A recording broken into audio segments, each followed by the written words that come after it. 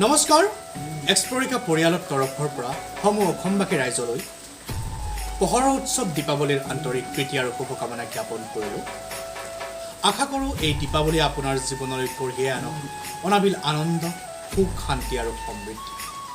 লগতে আপোনালোকক অনুৰোধ জনাওঁ, এই দীপাৱলীৰ দিনা আপোনালোকে যাতে ফটকা বা বম এইবোৰ ফুটাই যাতে প্ৰকৃতিৰ বেছি ক্ষতিসাধন নকৰে, সেই বিষয়ে আপোনালোকে সতৰ্ক হওক।